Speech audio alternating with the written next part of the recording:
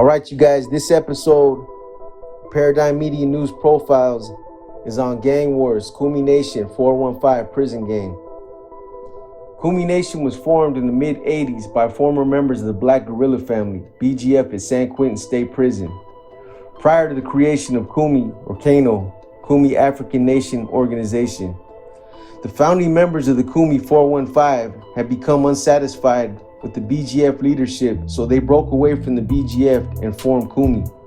They used the number of the area code of where the gang was formed. The word Kumi is part of the African Swahili language meaning 10, the sum of 4 plus 1 plus 5 equaling 10. The Kumi saw their rise to power in the late 90s. However, as the Black Guerrilla family enforcers subsequent to the permanent segregation of gang leaders from the Aryan Brotherhood, Black Guerrilla family, Mexican Mafia, and the Nuestra Familia. And what started as a movement against the Black Guerrilla family has now turned into an alliance. The founder of the group was Leonard Mousy Brown Fulgham. Fulgham was a former member of the BGF, established the group under a paramilitary structure, and appointed an AIC, authority in charge, security officers, usalama, yard security, generals, captains, and lieutenants. However, the paramilitary structure that the group operated under for close to a decade eventually faltered as the gang struggled with the concept of authority and operated much more fluidly when all members were considered equal and the playing field was level. The Black Guerrilla family uses Kumi as sort of an enforcer group that the Kumi will sometimes act out orders for the BGF on the prison yards. The gang is known to ally with most, if not all, black gangs. The group's primary activities include the induction and distribution of contraband, gambling between blacks, protection rackets, and more. Racial identity plays a big part in the recruitment into the 415 Kumi Nation and Black Guerrilla family world. The use of Islam and Black power to create scapegoats for younger members to blame for their suffering. This creates a bond and prospective membership which solidifies their ties to the organization. It, however, stops there. The symbolism displayed within the black prison car is nothing more but a recruitment. The black prison car only serves under the flag of the greenback dollar. From street level extortion, induction of contraband, to murder for hire. Anything goes when it comes to money. The gang has even been known to use correctional officers for things such as hits and drug trafficking. Previous STGs who have attempted to profit off the black population have failed in recent times due to the unpredictability of black inmates. By the mid to late 90s, Kumi flourished within the California prison system, and the majority of Bay Area blacks who weren't affiliated with other gangs such as the Bloods, the Crips, or the BGF were almost automatically considered to be part of the Kumi Nation. In the early 90s, something else significant happened that caught the gang by complete surprise and left some of its members wondering how they could still represent the gang considering these changes. The San Francisco Bay Area's population was rapidly growing, and the state of California was running out of numerical phone numbers to give to some of the new residents. So new charting had to be mapped out in the Bay Area, making some of the Bay Area city area codes smaller to accommodate the growing population. Oakland, California represented the home city to a large number of active Kumi members, but their area code was changed to 510. In the beginning stages, when Mousy Brown was still one of Kumi's recognized leaders, the movement was more often referred to as 415. But later, when the area code was changed, most of the members that weren't from San Francisco began referring to it as Kumi. In the mid to late 90s, the BGF and Kumi began experiencing some problems that would eventually put the two groups at odds. As far back as the late 60s, early 70s, the BGF had forged an alliance with the Nuestra Familia. In these days, the BGF represented the stout majority of the black inmates, so the Nuestra Familia didn't recognize any division within the blacks. In other words, when the alliance was formed, it wasn't just with the Crips or with just the Bloods or with just the BGF. It was with all black inmates. And this was something that was well understood amongst the NF and all the African American inmates. But years later, this alliance was severely damaged in Corcoran's shoe when Kumi initiated a peace treaty with the Mexican Mafia and the Aryan Brotherhood right in the middle of a war. This infuriated the NF and some of the Norteños that had, up until that point, been fighting right alongside them with common enemies. How can you call a peace treaty with the opposition right in the midst of a war? I mean, this was when we were going out to the concrete yards and getting off with these dudes, sometimes assisting them or coming to their aid, said one Norteño who wishes not to be identified. Some believe it was because of all the carnage and all the dead bodies that Corcoran shoe wars were resulting in. You had trigger-happy cops working in the gun towers, and they were either killing us or the Norteños. That's who they were aiming for. Just look at everyone who died in that war. The proof's right there, said one Kumi member who also chooses not to be identified. Paradigm Media News can't confirm what the CO's intentions were one way or the other. But after some quick research, we did confirm one thing. With the exception of one Caucasian inmate that was shot and injured, everyone else that was killed in Corcoran were either Norteños or African American inmates. The shoe wars would eventually stop after almost a dozen inmates were shot and killed in these gladiator-style fights, but the damage was done and the alliance was never the same. Some Kumi members felt like the Norteños and the African American inmates were playing right into these trigger-happy cops' game, and that fighting over a piece of Corcoran concrete that would never belong to any of them was a feeble game to play. But the NF felt like it had been betrayed and abandoned during a critical war, and that it wasn't about fighting over a piece of concrete. It was about engaging with adversaries who had been trying to oppress the Norteños and the African American inmates since the war had started. Today, the alliance is almost non-existent. However, it is still recognized on some level, usually on a case-by-case basis, depending on who it is you're dealing with.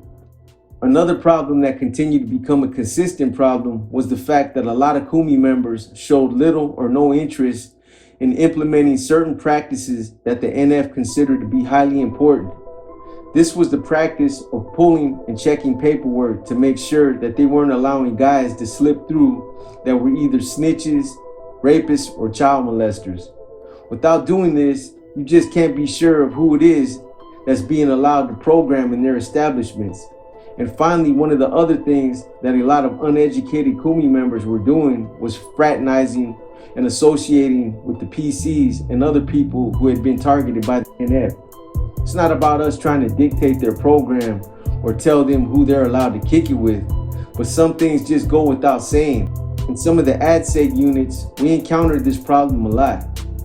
How are you going to associate with or fraternize with someone who is just on his door disrespecting someone you're on the same exercise yard with? A lot of times you had these dropouts that would be on their doors talking shit, disrespecting active Norteños all day, and then 5 minutes later, you have a Kumi member that's on the same yard with us talking to that same dropout and doing business transactions with them. Where's the support with that shit? But these same types of problems would also occur with the BGF, and this would eventually plague their relationship. The BGF was structured under some of the similar guidelines that the NF believed in, and in fact, these two organizations shared the same philosophy. Back in the 70s, they even indoctrinated each other and discussed a lot of each other's schooling for the sole purpose of becoming like-minded.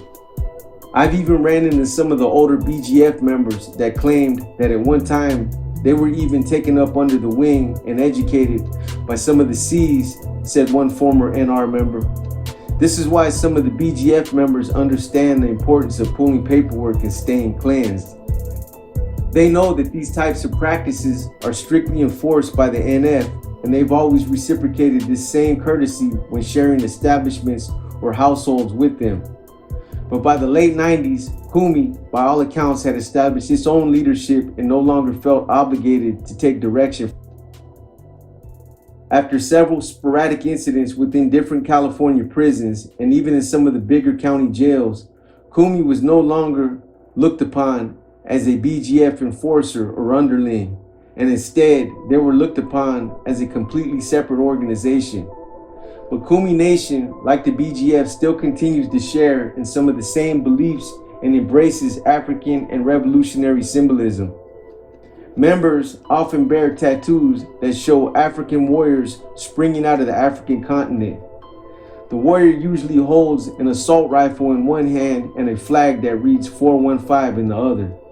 Kumi Nation is a highly sophisticated criminal organization.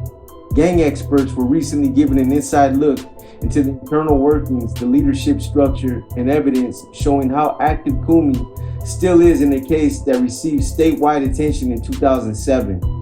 In 2007, Major Eberhard, Randy Weathers, and a third suspect, Eric Lee, who were all validated Kumi members by CDCR, robbed a jewelry store in Daly City, California. Participants were all members of the Kumi African Nation organization, Kumi Gang. The robbers then fled to Richmond, California, where they broke into a vacant apartment to divide up the proceeds of the robbery. When Eberhard learned that another one of the robbers, Randy Weathers, had attempted to conceal some of the loot for himself, Eberhard shot Weathers in the head and killed him. Joanna Peppers was the wife of victim Randy Weathers. Peppers would later testify that Weathers was a member of Kumi who often performed assignments for the gang. According to Peppers, Weathers took orders from Eberhard, whom she described as a general in Kumi. Weathers had apparently confided in Peppers and told her about a plan to rob a jewelry store in Daly City. Originally, Troy Vint Bridges and Chris Magudado were supposed to participate in the robbery. Peppers would later testify that Bridges was also a member of Kumi. She further would testify that her husband and Magudado embraced in the manner in which Kumi gang members would greet each other.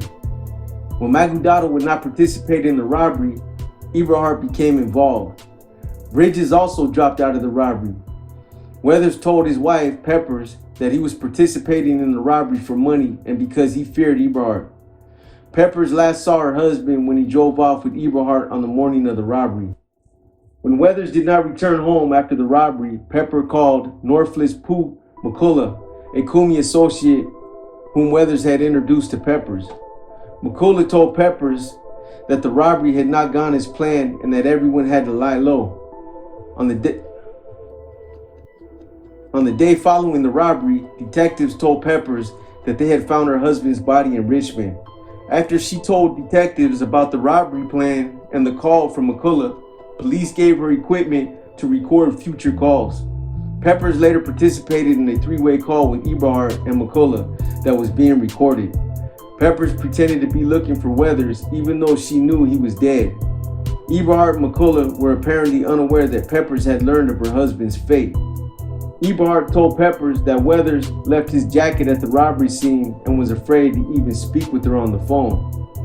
Eberhard asked Peppers to meet him and bring him some clothing and other items for Weathers.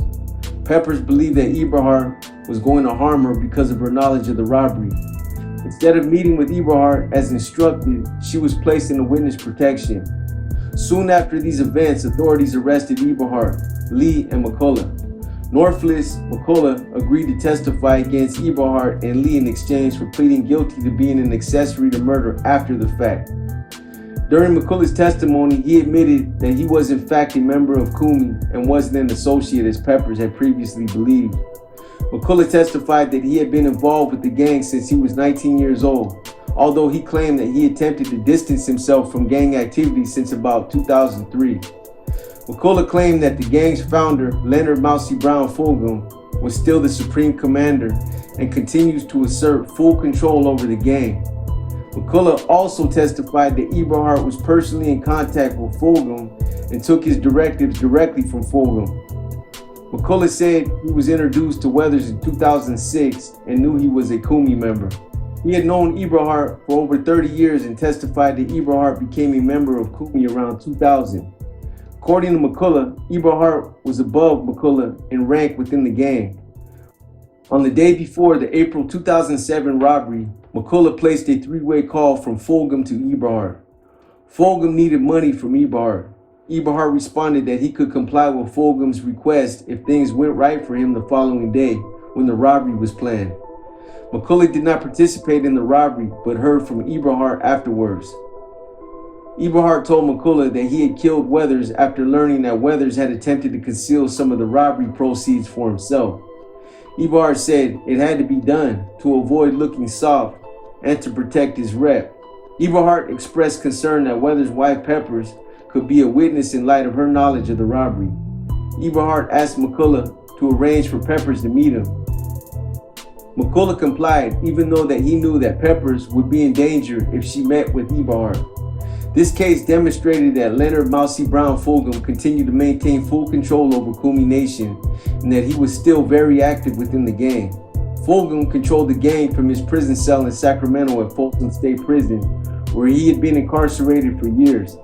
SSU investigators have known for years that he frequently communicated with Kumi members who were not in custody. In 2007, it was estimated that there were over 300 active members and associates of Kumi just in San Quentin State Prison alone. During Eberhardt's trial, a gang expert by the name of Richard Cavanolo testified about the history and his personal knowledge of the Kumi Nation prison gang. He opined that Eberhardt was a commander or shot caller in the Kumi gang as of 2007, even though Eberhardt had not been validated as a gang member and lacked some of the indicia of gang membership, such as tattoos. He cited a number of things that supported his opinion. As an institutional gang investigator within the state prison system, he stated that Eberhardt is one of those names that comes up a lot. Cavanolo also testified that other Kumi gang members had mentioned Eberhardt specifically in discussions with him. He also cited a roster that had been confiscated from Fulgham's prison cell. The document had been forwarded to Cavanolo by an official at the prison where Fulgham was housed. Eberhardt's gang moniker, Little Mage or Mac Major, appeared on the roster. In addition, Cavanolo testified about a photograph confiscated from the cell of a validated Kumi member that pictured Eberhardt alongside that member and Fulgham, the head of the Kumi. The three individuals had been housed at Folsom State Prison from about 2003 to 2004. Cavanolo believed that the photograph had been forwarded to him by someone at the Santa Rita jail facility. The prosecutor set forth a very lengthy hypothetical scenario to Cavanolo that essentially asked the gang expert to assume the background facts of the robbery and murder as established by the testimony and other evidence presented by the prosecution.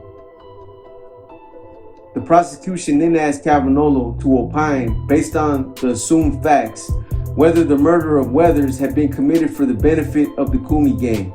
Cavanolo answered yes, that he believed that Weathers had effectively committed treason against the gang by withholding some of the robbery loot, and that by killing him, Eberhardt had furthered the fear and intimidation that prevents other gang members from crossing the Kumi African Nation organization. Based upon the same set of assumed facts set forth by the prosecutor, Cavanolo also opined that the conspiracy to commit robbery was pursued to benefit the Kumi gang. According to Cavanolo, the robbery was a major take committed by gang members acting together, the proceeds of which would ultimately find their way up the organizational structure to benefit the gang's leader, Fulgham. Cavanolo testified about crimes committed by three individuals while they were Kumi gang members, ostensibly to establish the component of the criminal street gang enhancement requiring a pattern of criminal activity. First, Cavanolo testified that he was familiar with Christopher Magudado. He described the circumstances of a robbery committed by Magudado in October 2004 and expressed his opinion that Magudado was a Kumi gang member at the time. He based his opinion on documents he had reviewed at San Quentin in which it was reported that Magudado associated with known gang members. Next, Cavanolo testified about Troy Bridges, whom he mentions goes by the name Vimp. Cavanolo opined that Bridges had been a Kumi gang member since around 1985. Cavanolo based his opinion on documents he had personally reviewed at San Quentin in debriefing reports. The third member that Cavanolo testified about was Eric Lee, the third suspect in the robbery. Cavanolo testified that he had also personally recovered gang-related documents in Lee's possession and was involved in validating Lee as a Kumi gang member. Cavanolo went on to provide the prosecution with an extensive amount of testimony into the structure, history, and hierarchy of the gang. Eberhardt and Lee were later convicted and given life in prison, but this case was a valuable case for gang investigators as it gave them an inside look into how the gang currently continues to operate. On March 24, 2012, Leonard Mousy Brown Fulgham passed away in his cell in Folsom State Prison as a result of a terminal illness. So far, nobody has filled his position as the Supreme Commander, and the gang just operates in different institutions and county jails with an appointed Usalama based on experience and influence.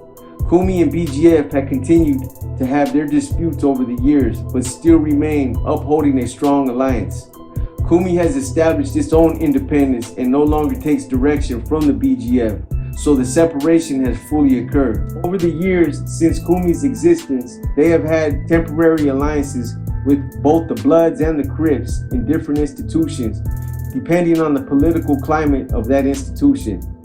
Politics are always changing depending on circumstances and problems that take place on some of the prison yards. The Kumi has loosely maintained somewhat of an alliance with the Norteños in certain institutions. Again, this just depends on what's happening. A lot of the Bay Area blacks have strong ties to the Norteños from either growing up in the same neighborhoods with them or from collaborating within the rap industry. Black and Brown and Thiz Latin were some of the rap labels that demonstrated these ties in the San Francisco and Oakland areas. However, behind the walls in prison, the dynamics haven't changed much with regards to what the alliance once was behind what happened in Corcoran during the shoe wars. The younger generation doesn't seem to care much, but NF leadership seems like it hasn't forgotten, and sometimes this muddies the waters. The slight detachment between the Black Guerrilla family and Kumi has also become more evident as well. When Kumi first evolved, the profound level of respect and admiration it illustrated for the BGF was palpable. Kumi became what the Nuestra Raza is to the Nuestra Familia, and what the Camaradas are to the Mexican Mafia. In 2015, the Aryan Brotherhood stabbed and killed Hugo Yogi Bear Pinell in Folsom State Prison. Pinell was a legendary member of San Quentin Six, a small group of inmates who participated in an attempted escape led by George Jackson and several killings of San Quentin correctional officers.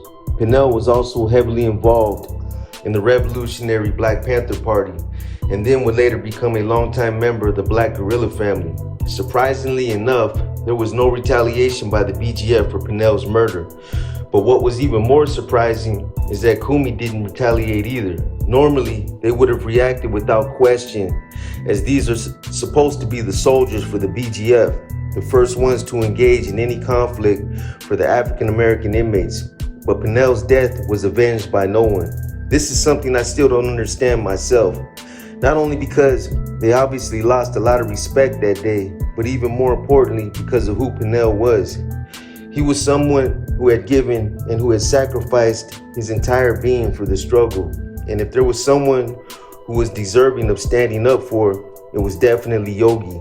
Today, Kumi continues to thrive within the prison system, and 415 in the Bay Area still seems to be represented strong.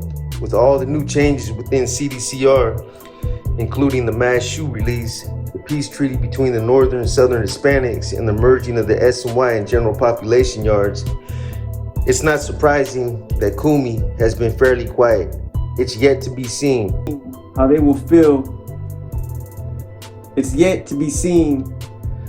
fit into the bigger scheme of these prison politics, or if they will even get involved at all.